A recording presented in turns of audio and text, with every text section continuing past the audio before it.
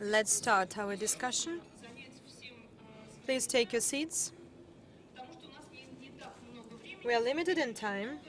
There are a lot of presentations, and we would be happy to listen to various opinions and discuss them. So please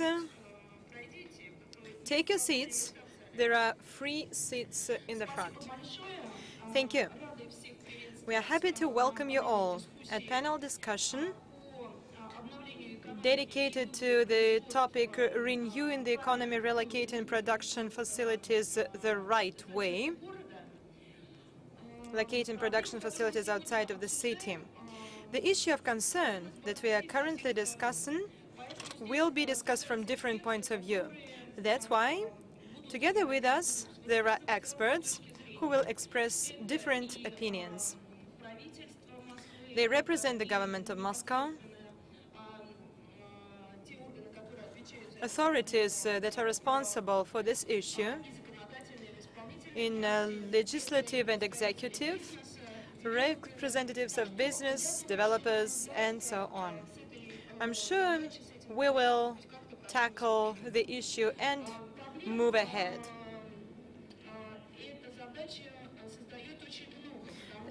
This task creates a lot of problems, because when we speak about the fact that economy should be located in the city, but how should it look like? If we relocate large production facilities, then we have a lot of free jobs, unoccupied jobs. What should people do who are not qualified to engage into more innovative labor? What shall we do with the free territories? So there are a lot of questions emerging from the topic, and let's try to find answers to the questions. First of all, I would like to introduce myself. My name is Tatiana Golodets. I'm a first deputy head, a vice president, head of the President's Office, chairman, board, VTB Bank, work with the development of city investment climate of Moscow, and I would like to introduce the speakers to you. Thank you very much for participating in our discussion. Alexey Artemov, First Deputy Head, Department of Science, Industrial Policy and Entrepreneurship of Moscow. Vladimir Platonov, President of Moscow Trade and Industrial Chamber. Igor Shustov, Head of Moscow Center for Urban Development of Territories. Leonid Kostroman, Director of the City Investment Management Agency. Fred Becker, journalist, author of the book The Smartest Places on Earth, Why Rust Belts Are the Emerging Hotspots of Global Innovation. Alona Deryabina, General Director, LLC Donstroy. Amir Idiatulin, CEO of IND Architects, and Zhen Zhen, Executive Director, Department of Urbanization, China Development Institute. Thank you all once again for coming and taking part in our discussion. I believe that we should start with understanding what production facilities, what industries should be present in the city. And we want to see the opinion of the city government about it. I give the floor to Alexey Artemov for his remarks. Thank you, Tatiana, for giving me an opportunity to speak. The government of Moscow truly pays special attention to the development of production in the city. The topic of our discussion is totally different from what actually happens in the city. That's why I would like to take a contradictory point of view with the topic of our today's discussion. A good testimony to it is a fact and the figures that I give you. In the last years, we created more than 700 industrial facilities, high-tech production facilities, eco-friendly facilities in Moscow with almost no sanitary zone around. These are the production facilities where salaries are more than average, where Everything is very efficient. We support such production facilities. How? We give them the status of technoparks. As for today, there are 30 technoparks in the city, and they enjoy tax preferences, including zero tax for property, almost zero interest rates for lending, and decreased taxes. The city takes actions and proves that Moscow truly needs industries, maybe new industries, different from what we had in the past, but we truly support such industries. There are 30 industrial facilities working in the city, production facilities producing meat, making bread, pharmaceutical companies, where there are no renters, as in technoparks, for example, and such companies also enjoy tax preferences and so on. Another important factor is that the government of Moscow supports the industries with new policies. We have taken decision that at all production facilities, the density on hectare should be 15,000 for square meter, which means that a company doesn't have to prove anything. There is a minimum density, like 15 or 25,000, and it's a very good driving force for attraction of investment and development of industries, because the owners of companies, directors, have now a new opinion about the development of industrial development. There are 208 industrial zones and 83 production territories. We do not dispute that many production facilities are in quite unsatisfied state. Some of them are in the state of emergency, are too old, and so on. We know how to work with such territories. We have already initiated, together with federal authorities, amendments to City Development Code.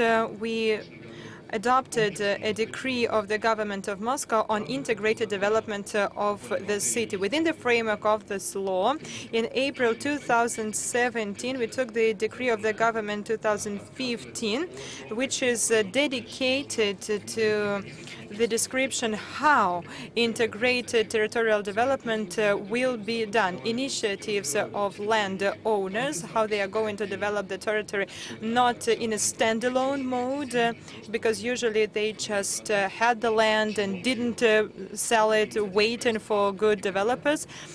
And it was all the initiative of Moscow, and they organize tenders, like bids, and they can take this land plots to develop facilities there. For example, if there is a storage facility for 1,000 square meters, then compensation will be done only for this site particularly. So we truly understand that the economy of every city, every single country depends only if you create additional value, and additional value is created only in production. So mayor, the administration of Moscow understand that production should stay in Moscow. It should be high-tech, innovative, and eco-friendly. Moreover, there are also other supporting measures and benefits that we implement together with federal authorities, federal support of production. We have certain funds that support them. They provide loans for the development of industries, and the interest rate is just 5% per year. It's quite a low interest rate.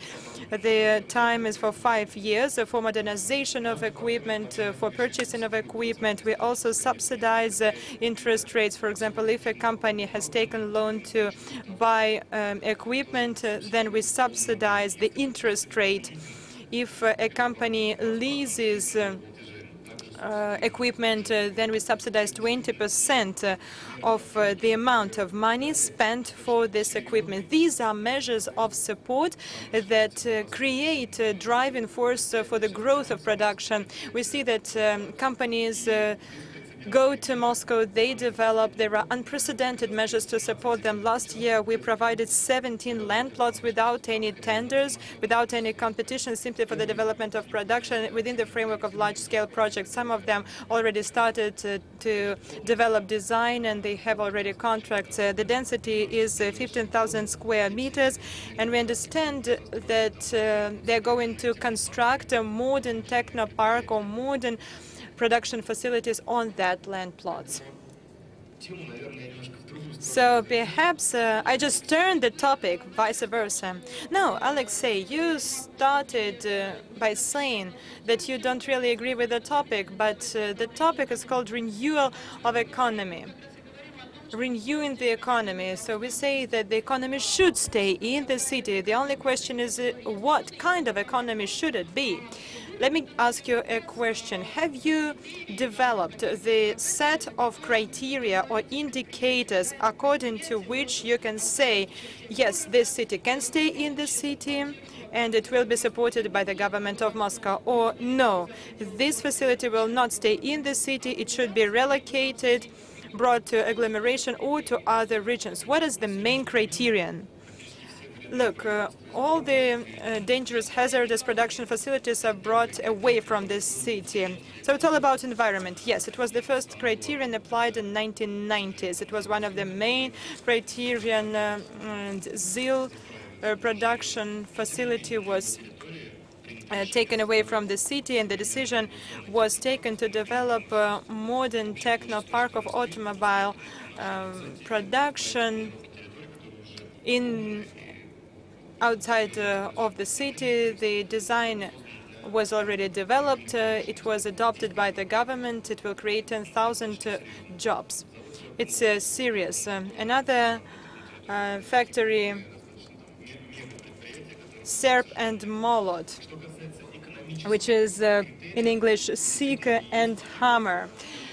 There are also other criteria, and we work together with the City Development of Investments. We developed criteria which are set by legislative acts, including the volume of investments in the last 5 years, average salary, and density of construction. We understand that the facilities, productions in the city should be high dense.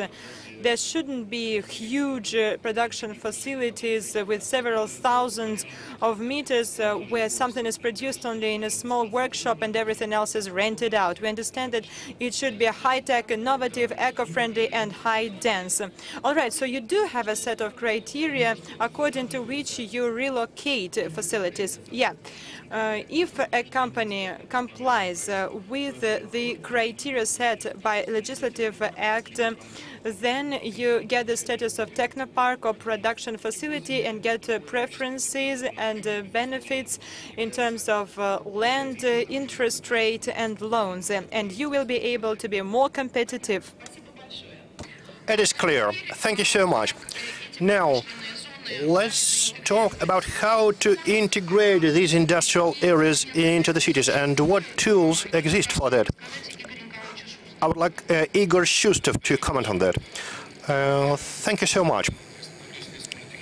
So now I would like to focus on technological aspects related with expansions of the territory of Moscow. So the policy is based on imperatives and established by the law on strategic city planning and the construction code of the Russian Federation. So the main key criterion city authorities act on is following the principles of sustainability for urban area development. So before 2016, before new schemes were adopted for civil engineering, the so-called comprehensive area development. So we had the definition sustainable area development, and now it was completed by the word comprehensive. So it de facto existed in other legal provisions. So this comprehensive and sustainable development is the main imperative for supporting activities by the government in order to prepare such reforms. And existing designs should be in line with applicable regulations in the construction area. So the construction sites being created should be sustainable throughout their whole life cycle. Another important point for implementing this city construction policy in the territory of Moscow is the goal setting. So why are we reorganizing the system like this?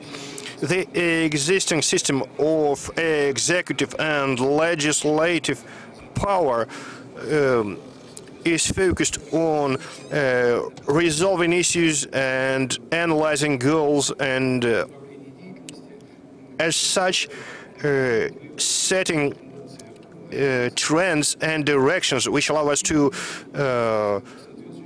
get rid of some negative impacts of the previous industrial activities.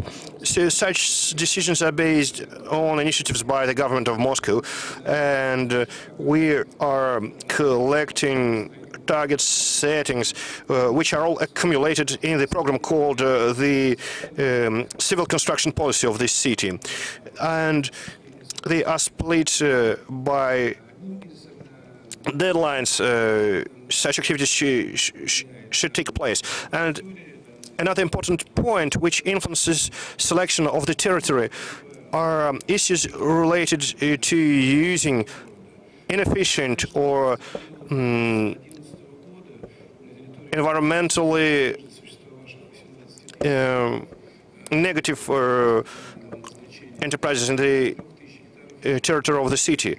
So more than 1,500 hectares were transformed, and about 10.4 million square meters of real estate were built, and among them 5.9 million square meters are in residential sector. And another trend in the urban city construction planning is the correct redistribution of the key element. So in our work to correlate transformations in different territories of Moscow and to make them in line with priorities set by the mayor of Moscow back in 2013. And we have a brochure called Moscow, a city comfortable to live in. So it sets priorities for the spatial and social economic development of the city and transforming the urban environment. And one of the recent goals we tried to resolve is to make each separate territory developed as part of separate planning projects, and which are guided by rules and construction regulations. Sometimes they can give a result which complicates the implementation of principles set out by the mayor of the city for separate regions, neighborhoods and areas. So, to exclude it, we prepared a follow-up plan of activities just to link social and economic development of the city with the preparation of the planning and design projects to take public interest into the account, because this balance between public and private interest is what we have in our city. And as such, our proposal is to split the entire city into three key elements. So the residential areas, the working areas, and the recreation and leisure areas. And in our technical proposal, we have design samples for development territories with dimensions and sizing values, and we have targets for social and economic development, and there is a possibility to find out the best applicable options. And we hope that if our work is approved at by the city government that it would allow us to analyze priorities for spatial and socio-economic development at the level of setting technical goals for development designs for separate territories of Moscow. So this is how we try to ensure comprehensive development at all levels of urban environment. Igor Nikolaevich, so you said about zoning. Is my understanding correct that this is not zoning at the level of the entire city, but zoning at the level of districts? So the zone where people work would not be separated from the recreation area. So the point is that the urban zoning is a result of design projects for urban development. But in existing situation, many of territories are marked with F letter in Russian, which means actual use at present. So to avoid situation when we have just residential areas which would encourage commuting and migration at a pace of a pendulum. So we need a polycentric urban structure and environment. Thank you so much. Now I would like to give the floor to Vladimir Platonov and to listen to the position of the business. Thank you. I have the opportunity not just to share the position of the business, but also that of the legislative power. So how can we appropriately take industrial areas outside of the city? Moscow has a rich and vast experience from relocating industries from the city. So it first happened in 1950 at the meeting of the Council of Ministers of Moscow. And since 1971 to 1988, in total, 185 working sites were relocated from the city, with a total headcount of 20,000 people. So since then, 273 industrial sites were qualified as harmful. At the moment, we don't have any industrial production in Moscow. Since the end of 1980s, we had a lot of federal-level enterprises which were relocated, and it was detrimental to the economy. But as for the city economy, we have a lot of good examples with like Second Hammer, Serpmolant enterprise, which was moved to Yartsevo in Smolensk region. So this is an efficient enterprise which works for the benefit of the country's economy. And we have a lot of cases like this. So this activity was carried out as part of the master plan of 1998. We have a detailed plan of how to relocate industries from the city. And at the moment, work carried out in Moscow is based on the law of Moscow on the 7th of October of 2015, number 55, on industrial policies in Moscow. And in 2016, substantial changes were made to the policy. They were aimed at providing tax benefits for enterprises that work in the city which are newly created and which are developed. So the minimum package include the transparent financial situation and tax benefits, and 17 to 22%, depending on the type of products and whether the enterprise is in an industrial zone and whether it is in line with the economic policy in the city. So I believe that it gave us a very sound positive effect, and at the moment we have 30 industrial complexes and 30 technoparks with 1,500 residents and 41,000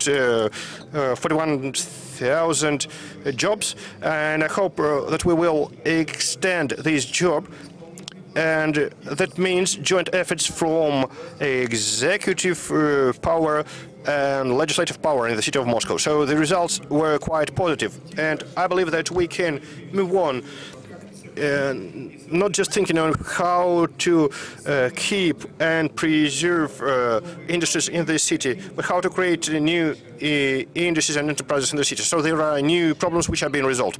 Thank you so much. But I believe that the legislator dominated your presentation. Well, actually, as for the legislative basis, this is the backbone the industries and entrepreneurs work on. So if entrepreneurs are not supported by the law, they are helpless. These are conditions which were really created. We could increase the income part of our budget due to tax allocations from newly created enterprises. Then a question to you as a president of Moscow's Chamber of Commerce and Industry. A question about your experience. Do you feel the support that innovation companies enjoy? I know you have a branch in Zelenograd. Do you feel it on your experience? Well, of course, this work is underway. It's not exclusively done by the Chamber of Commerce and Trade, but also by entrepreneurs. Zelenograd is an urban site, and there are our mutual successes to be commented on. Before I pass it over to Leonid Kostroma, I would like to make a small remark. Our previous speakers mentioned that the city economy requires modernization, and the process is underway. The first priority is given to industries which are more environmentally friendly, more innovative, more modern, to put it simply. There is an indicator, the Global Innovative Index by INSEAD and Cornell University from the United States, and it evaluates not just Moscow alone, but Russia in general. And I checked the results of a survey from 2016, and I was happy with the fact that Russia was continually improving its position. 128 countries worldwide were rated, and Russia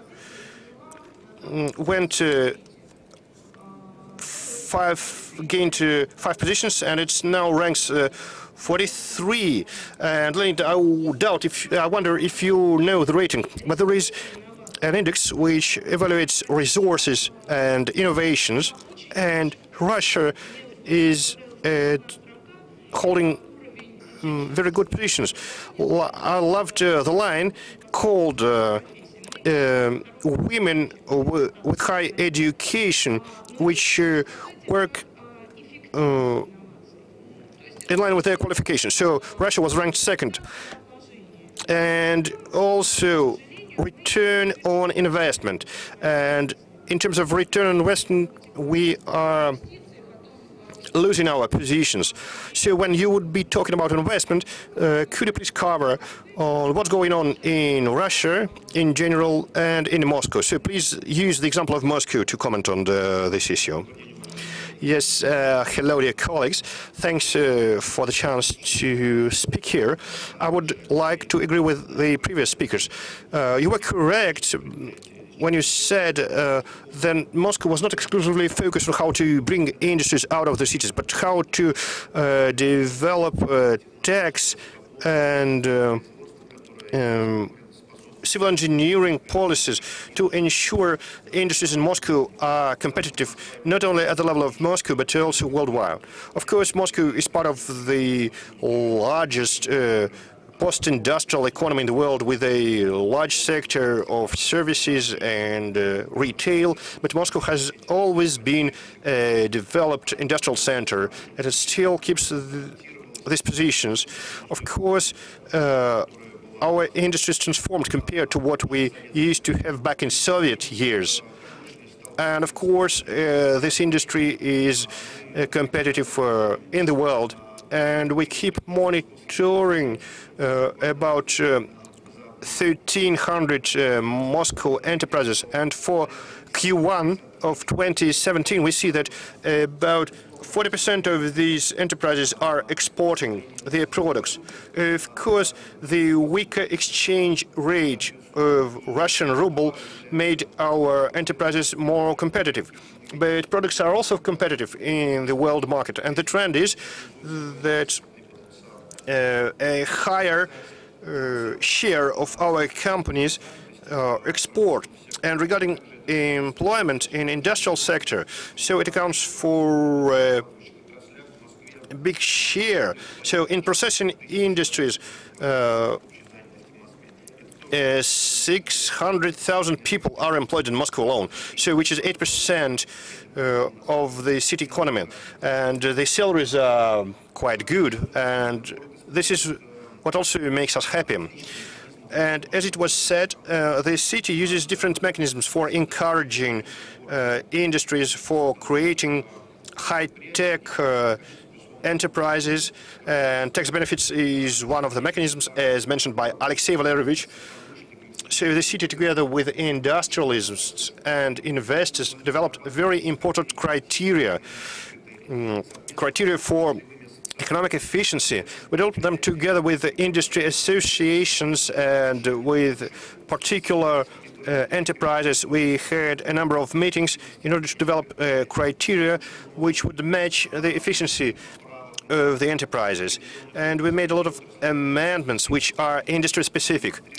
Industries are different, and they cannot demonstrate the same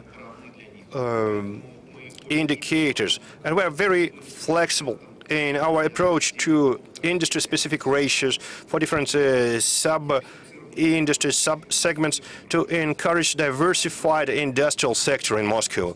And as we said, tax benefits reduce the tax burden by 17 to 25%, and they are the maximum benefits allowed by the federal law.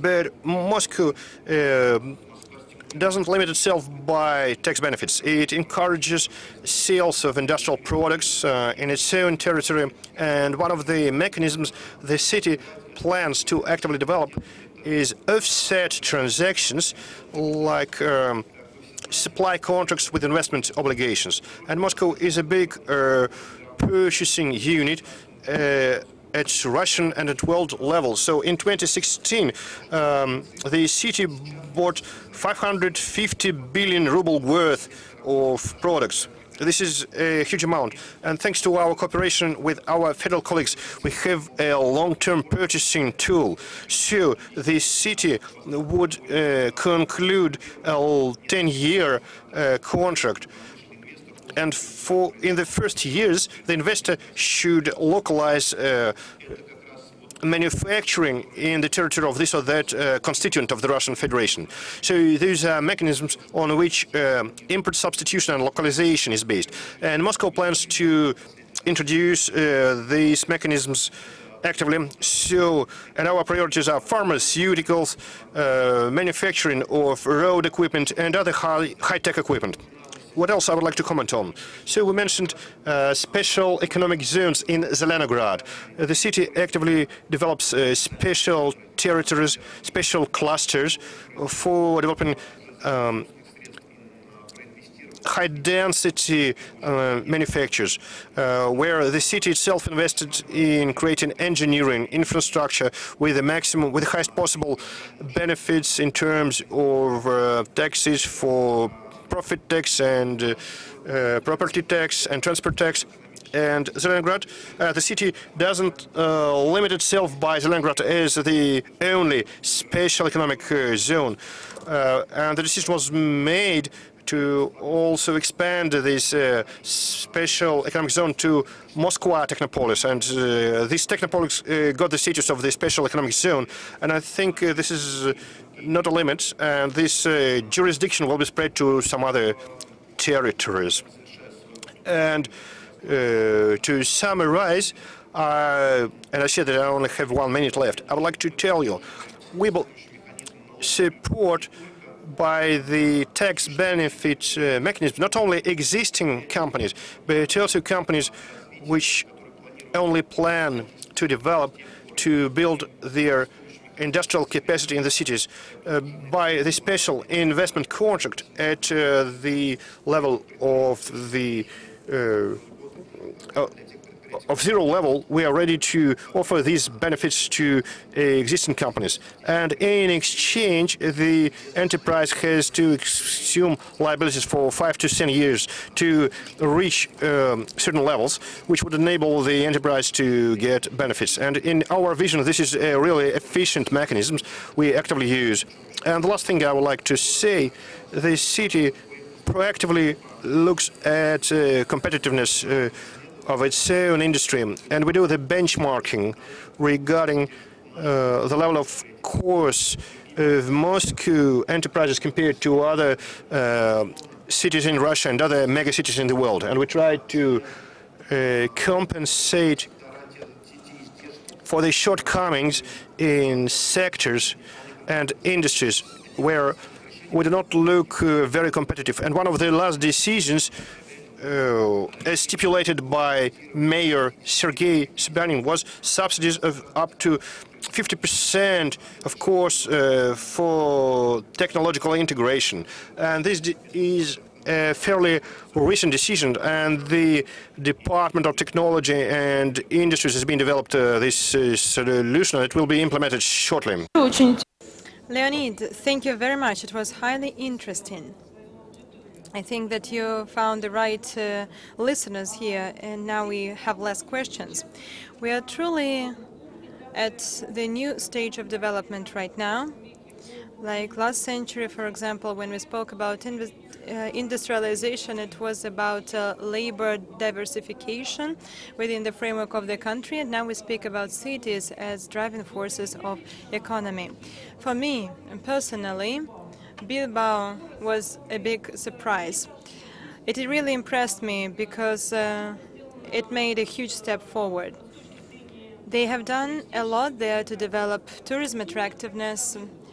They created a lot of cultural sites, but the city just made a huge leap forward. And now I would like to give the floor to Fred Bakker to share his experience with us. Fred, please, the floor is yours. Tatiana, thank you so much for having me here and participating in this forum or roundtable, whatever you call it. I think that the former speakers underline the development we noted in our book, that we are switching from a bricks and mortar economy and society into a what we call DNA and molecule society. So you're going from fiscal economy to a more knowledge economy. And what that means is that what we noticed is that there are completely new engines of economic development. And let me pick out two that are academic hospitals and mostly technical universities. And the professors and the engineers and the doctors we met in our trip to North America and Northern Europe, that they all are fascinated by the possibility and the potential of the research they are doing, and they are willing to commercialize it, and they start up their own companies. So I think that's, in terms of bioscience, biopharma, life sciences, bioengineering, there's a lot of development going on. And that's what I'm missing in the stories up till now, that you have to have, I think, also a focus. If you have technoparks, all right, but it's a container word, and everything is in it.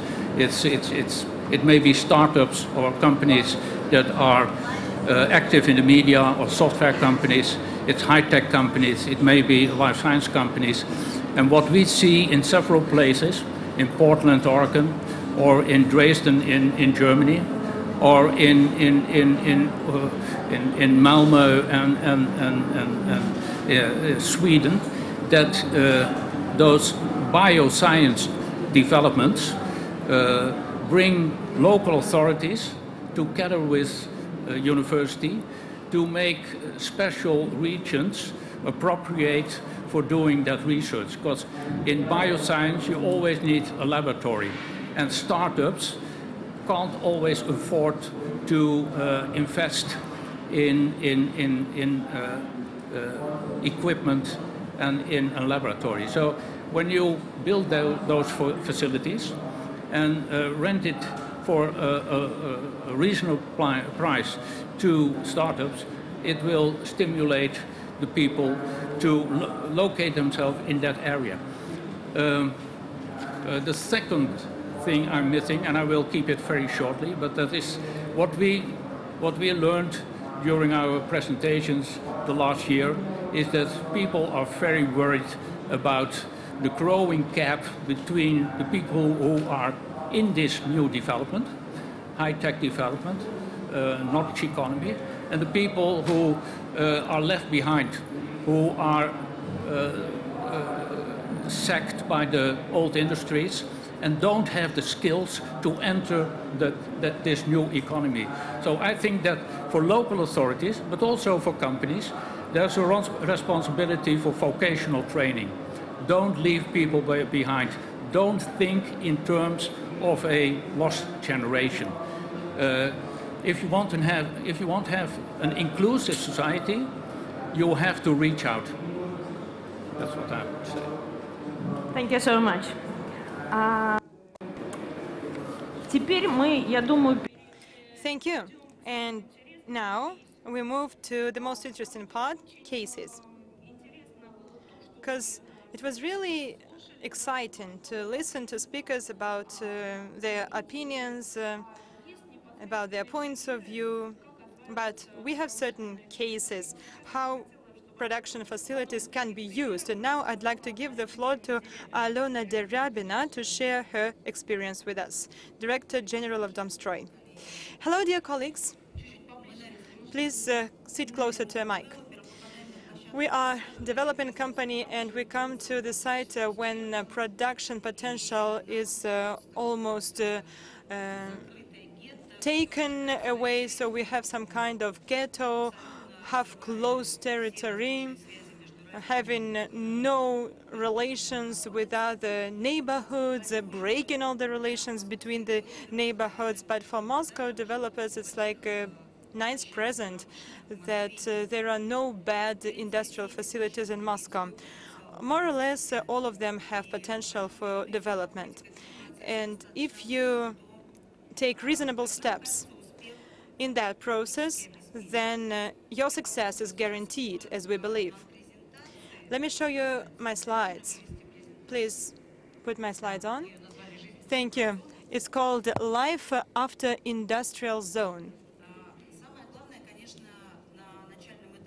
At initial stage, it's important to analyze a huge set of data. Next slide, please. The data can be different, but I'll cover the most important parts. Location of the site, what is around it, what is neighboring to it, further development of it, what perspectives it has for the future, the size of the site. It's important for us because on the basis of that we can assess how can we bring content into it and create this or that function at industrial facility. Next criterion which we should assess is current use. At our examples, I can tell you that sometimes we came to sites where the number of owners was just huge. There were dozens of companies, and we had to work individually with all of them. It was not about renters, but owners of facilities, and we had to agree with them about everything. And next important criterion is history, because there is a historical specific feature of the district, of the neighborhood, and of the industrial site. And how you plan to develop it depends on it. Are you going to destroy everything, or are you going to reconstruct the old buildings? And the better you analyze these parameters, the better you assess necessary investments to attract it to developers' turnover, the more demanded will be the product that you create there. As any business model, it has criteria of success and failure.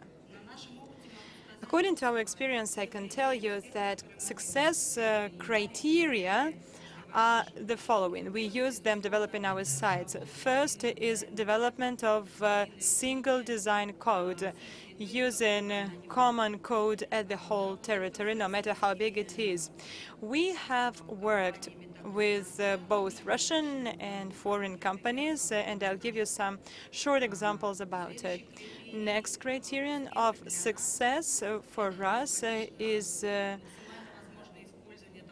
possible use of capacities of this site, including buildings around it. So the environment. The environment that we create is truly important. My colleagues already mentioned it. We want to create Moscow a city comfortable for living. And of course, environment for living, neighborhoods, districts, communities of like-minders, of people who will go outside and communicate at the territory, and the territory will be actively used by people. I believe that this is the main criteria of success. I won't list failure criteria because you can see them on the slide. Two sites that we develop currently. First, the area is 60 hectares, former territory of Cycle and Hammer plant, and the next one is called the heart of the capital. There were two industrial facilities there, including reinforced concrete and other facilities. And I'll tell you about the first project, heart of the capital. The principle that we used to develop this site was that we wanted to make this site with as many social objects as possible and with environmentally friendly sites, simply because the area was surrounded by a lot of industrial facilities.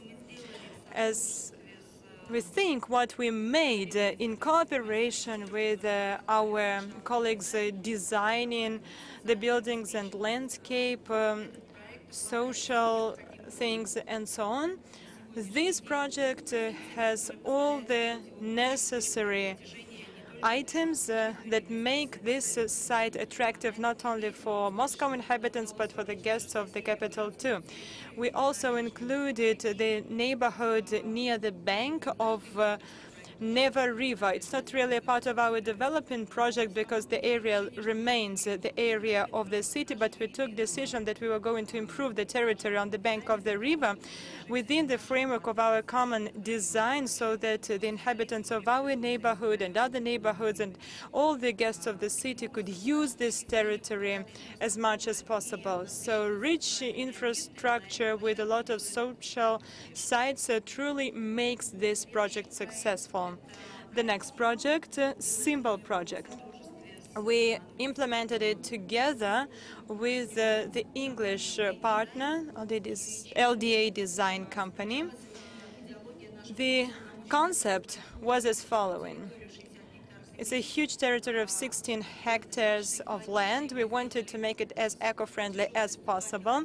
So the Green River is 2 kilometers long. It goes from west to east. In addition to the Green River, we tried to bring the majority of transportation flows underground, and pedestrians are walking on the ground. So everything possible, we tried to do it. We tried to create some clusters that we developed together with the leading universities of our country, including Bauman of University, we created a scientific and research cluster and also Lyceum, where children from this district can study. And children from neighborhood can use our facilities for career guidance, and most probably they will choose Bauman of University to study there in the future. These are the main criteria that we used when we implemented our two projects. Why does the city need it, and what do these projects give to the city if they are located at former industrial sites? First, it's an ability to use innovative technologies. The development project is a long-lasting one. Today, we see that the generation of the future property buyers develops so fast. So we try to use all possible cutting-edge technologies so that when the product is ready, it will be still relevant for young generation at the market. For the city, it means a new flow of taxes to the budget. We have calculated that with our two projects that we develop for 5 or 7 years, our taxes to the budget will be about 11 billion rubles. Of course, we create not only residential areas, but also jobs, new working places at the territories. Of course, it won't be about industrial facilities. It will be more innovative, but in any case, we create new jobs. But we also create new transport and engineering infrastructure, because huge former industrial facilities did not foresee new engineering systems. So we create absolutely new projects and we make new engineering infrastructure, utilities, new transportation network. And on the one hand, it develops transportation of the city. On the other hand, it is a driving force for the development of this site and sites around it. Thank you. Thank you, Alona. I want to ask you just one question. In your presentation, you said that both sites are full of social objects, social facilities. Why did you want it? You wanted to improve the offices, or was it just a requirement of the city? Well, it was both, because in Moscow you cannot construct anything if you do not comply with the requirements, rules and regulations of Moscow in terms of the density with social sites. And I mean here hospitals, schools and kindergarten. Of course, we can imagine that we just construct residential buildings without any kindergartens or schools, but we will not be able to sell such apartments because children will not have a place to study. Thank you, Alona. Really interesting. And now I would like to give the floor to another Moscow project, to our speaker who represents former Bolshevik industrial site. When we discussed this panel discussion, when we spoke about Bolshevik, many of my colleagues thought that the company was still operating. It just happened so that they created a new project in the city in such a beautiful way that when you drive along Leningradsky Prospect, you don't really see that something has changed. Mr. Idiatulin, the floor is yours. Yeah, please switch on my presentation. All right, I would like to tell you about our project. When we relocate a historical production facility that created the image of the city, we truly changed the city. Just when this production facility was opened, Moscow inhabitants came here to see the big windows, to see how sweets were produced, to see that it was illuminated with light. It was like a show, and now the city is also a part of a city landscape. I think it's important to take into account historical context and to bring it to modern economy, to modern urban life. Let us have a look at functional planning. I think that Bolshevik is some kind of mini ideal content project. There are residential houses, people can live and work there. There are museums. It also attracts people there on weekends, and it attracts a lot of interesting people. In addition to that, there are offices, which means that the city earns money and the project is viable.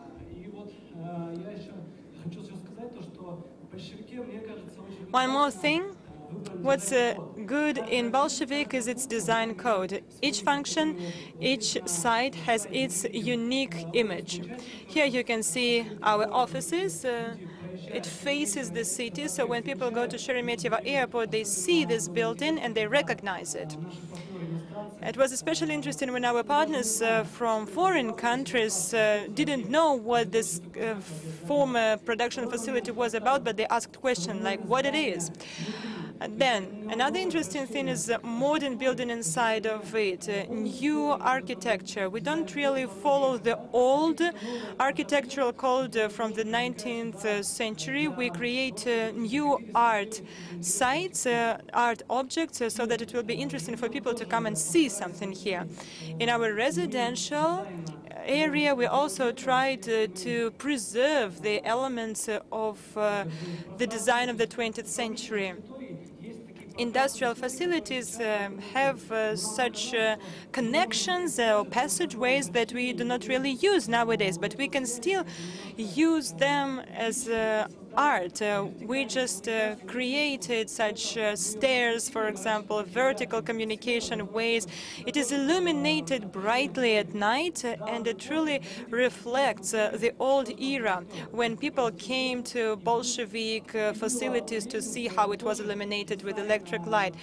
And you can see the design code made by French architect many years ago. We still remember it because they used the same design in the suites produced at Bolshevik facility. We also had it at the facades of the building. Now we use it not only at the railings or at the entrance doors. We use it at the buildings too, in the stairs, so the same design code flows through the buildings. What's more important is that Bolshevik has its own face, its own design, image. And again, it reflects the history, and it really surprises people. Inside of it, a lot of attention was paid to the improvement of territory. The territory is quite small. Free areas are not so, there are not so many of them, but the improvement of it make this site more attractive for people. Besides these purely architectural elements, I believe that there is like a socio-cultural programming where we have different type of performances. We have like theater teams performing, and there are no fences, no checkpoints. The site is open to the city. Any Muscovite can get there and enjoy the territory. So the territory is part of the city fabric. If you would check social networks, the way residents react and respond to life at Bolshevik. They love taking pictures of themselves with Bolshevik at the background. Yeah, so this is a good and exciting story. Thank you so much. We are out of the schedule, but I would like to give the floor to Mr. Zheng Jian. And I hope he will tell us about the ceramic capital now. 感谢各位朋友，我跟大家准备了一个 PPT， 请放一下。我今天跟大家带来的是中国的一个案例。我本人呢是中国综合开发研究院的研究员，那么带来的这个案例呢是大家非常感兴趣的中国的珠三角一带的一个旧工业区改造的一个例子。 珠三角大家都知道，是1980年代以来呀，中国经济最活跃的地方之一。那么呢，这个地方呢，经过几十年的发展呢，我们可以看得出来，它的民间工业化蓬勃勃勃地开展起来。那么呢，在这个整个过程中间，我们看这个工业化呀，就是它有这么几个特点：第一个就是速度快，第二个呢就是布局散，第三个呢就是环境烂带来的环境呢比较烂，第四个呢就是这个产出效益还比较低，这是我们感觉到的珠三角的这个几十年的工业发展呢存在的问题。那么这个案例呢发生在珠三角的佛山市，这张图上呢已经给大家标明了这样的一个大概的方位。佛山市这个地方它的历史非常悠久，历史上就有这个非常传统的这个制陶工艺，就是作为一个叫10湾公仔的一个陶瓷的这样的一个工艺品。那么呢，中国建国以后，一直到80年代开始，这个地方又是中国这个建陶工业化、国际化的一个非常重要的一个起点。所以呢，我们看得出来，到了2007年这一年呢，佛山市这个地方的建筑陶瓷，就是地板砖、墙砖这些的产量呢，已经有15亿平方米，占到了中国的这个同类产品的产量的50%以上。那么当时呢，这个产量占到世界的整个产量的30%。那么呢，这个地方由于环保的要求，2008年呢，这些陶瓷企业就开始搬出了以后，这个地方就出现了衰退，主要的表现在这样的几个方面：第一，大量的物业闲置；第二，人口大量的减少，结构老化；第三，接续的产业不及，就是没有后续的产业跟进。最后呢，体现的是城市的价值打了折扣，我们就叫价值呢，这个已经滑落了。所以就是我们说的工业化，就是退出以后，空心的老龄化的问题、凋零化的问题都出现了。那么这个地方呢，就进行了一轮的这个城市的更新和改造，遵循了这样的几个原则。第一个就叫少拆多改，就是把原来的旧房子尽量的保留旧房子，引入新产业。所以第二个呢，就叫引入新产业。这个地方呢，给大家有一个示意图，红色的部分就是要改的部分，在里边旧房子保留的情况下，引进了这个叫6大产业，完了构建了这个叫世界陶瓷创新中心。那么呢，这些新产业都有相应的名字。那么里边呢，有一个最著名的一个项目，就是利用原来的旧厂房做了一个泛家居的电子商务的园区。那么这个园区呢做好了以后，我们可以看出效益非常可观。这里边呢已经集聚了，从原来没有人，集聚了5000人，集聚了100多家企业，今年的税收可以过亿，这是一个非常好的一个业绩。第二个就是把我们的传统的这样一个陶瓷艺术产品呢，把它升级。那么这个里边呢，我们也可以看得出来，这个公众的参与很重要。这些原有的企业，只要是政府给了方向，这些企业都在蓬勃地加入到这样一个改造升级的一个过程中间来。同时呢，我们的政府、企业和社会在这个整个过程中建立了一个良好的一个我们叫伙伴关系，构建了一个叫命运的共同体。这个当然里边呢，通过这个片区的联席会议制度等等这些。最后一个方面呢，我们看得出来，就是设立文化发展基金。这个基金呢，在整个产业的新产业发展中起了非常重要的一个作用。这就是我今天跟会议呢要汇报的主要内容。谢谢大家。We created a special foundation which helped us financially. Thank you so much. This is what I would like to tell you now. Thank you so much. I hope that we gave all the stakeholders, all the parties to have their say. So thank you.